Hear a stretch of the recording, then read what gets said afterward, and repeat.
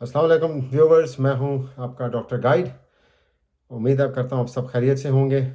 आज की जो वीलॉग है वो कनाडा की इमिग्रेशन पॉलिसी के हवाले से है, जो कि 26 अगस्त से कुछ न्यूज़ काफ़ी गर्दिश कर रही हैं, तो मैंने कहा आपसे शेयर कर लूँ।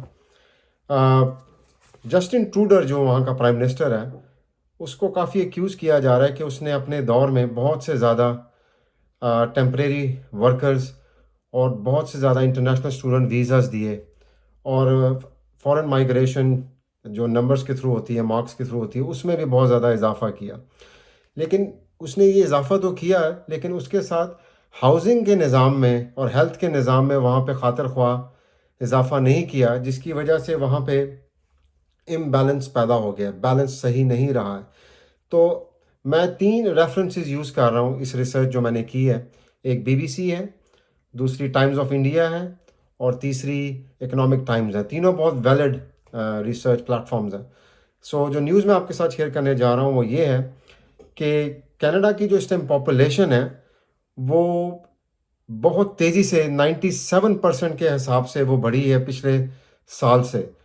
ये वजह नहीं है कि वहाँ पे बच्चों की पैदाइश बहुत ज़्यादा हुई, नहीं, इमिग्रेशन बहुत ही ज़्यादा दी गई है और 97% ग्रोथ रेट के ऊपर दी गई है, जिसकी वजह से ये इस टाइम जस्टिन ट्रूडर की हुकूमत भी सोचने पे मजबूर हो गई है कि इसके ऊपर कैप लगाया जाए, यानी कि जो टेम्परेरी वर्कर्स हैं, इंटरनेशनल टेम्परेरी वर्कर्स जो हैं, फॉरेन वर्कर्स जो हैं, और जो इंटरनेशनल स्टूडेंट्स हैं, उन पे कैप लगाया जाए।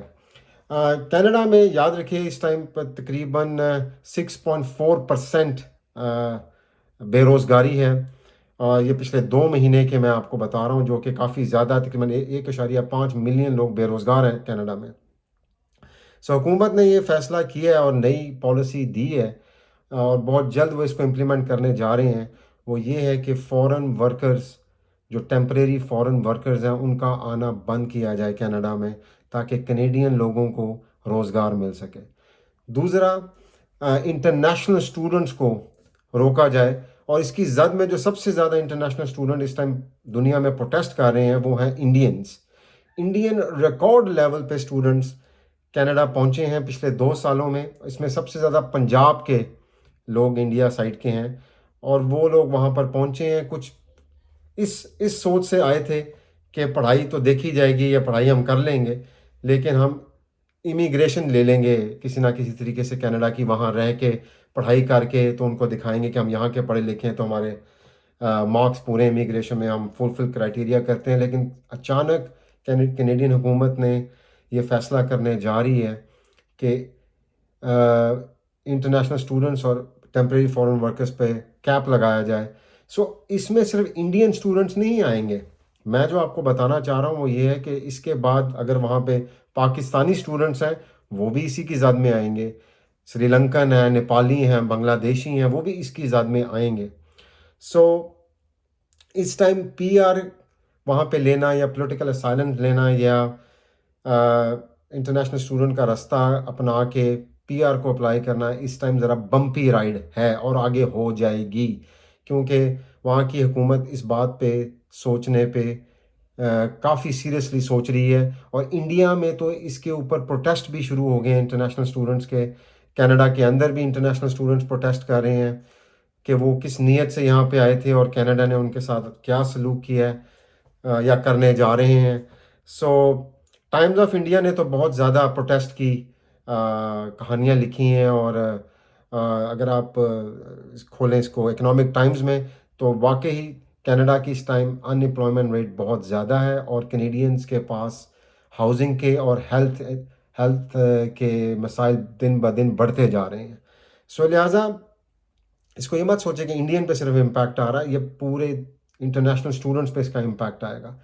सो मैं आपको एक एक सजेशन ये देना चाहता हूँ कि आप लोग रवायती सोच क्यों रखते हैं कि मुझे कनाडा ही जाना है, मुझे अमेरिका ही जाना है, मुझे यूके ही जाना है, मुझे न्यूजीलैंड ही जाना है, मुझे ऑस्ट्रेलिया ही जाना है।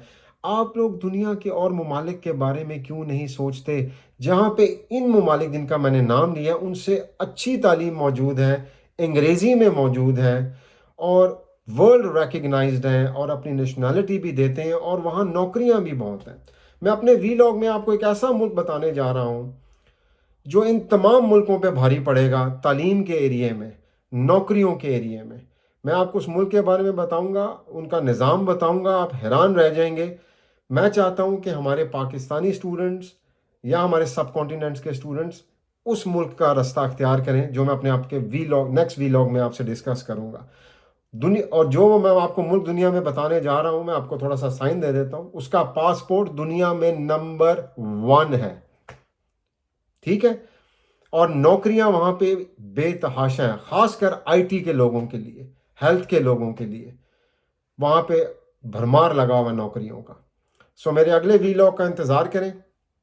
اور جو میں نے آپ کو اس ٹائم کینیڈا کی نیوز دی ہے، کوشش کریں کہ کینیڈا اس ٹائم آپ ایز اے اسٹوڈنٹ اور as a temporary foreign worker مت بن کے جائیے. وہاں پہ رائڈ کافی بمپی ہونے والی ہے یا ہو چکی ہے، پروٹیسٹ ہو رہے ہیں. سو کائنڈلی اور رستے ڈھونڈیے. دنیا اللہ کی بہت وسیع ہے، تو اس کو نئے رستے ڈھونڈتے ہیں. میں آپ کو نیکسٹ وی لاگ میں اس ملک کے بارے میں ساری ڈیٹیلز دوں گا اور آپ کو بتاؤں گا کہ وہ اس کو کیسے آپ نے امیگریشن کو ہینڈل کرنا ہے، وہاں پڑھائی کیسے کرنی ہے. میرے چینل کو سبسکرائب کریں، لائک کریں، اور کوئی کمنٹ ہے تو مجھے ضرور بتائیے. میرا ہرگز یہ مطلب یہ وی لاگ بنانے کا یہ مقصد نہیں ہے کہ میں آپ لوگوں کو ڈسکریج کروں. میرا مقصد صرف یہ ہے کہ میں آپ سے سچ شیئر کروں. اس لیے میں نے آپ کو 3 ریفرنسز بھی دی ہیں. آپ ان 3 ریفرنسز پہ جا کے چیک کر سکتے ہیں کہ اس ٹائم کینیڈا کی نئی جو امیگریشن پالیسی ہے وہ کافی بمپی ہے، کافی پرابلمٹک ہے. سو چینل کو سبسکرائب کیجئے، لائک کیجئے. آپ کا بہت بہت شکریہ. اللہ حافظ.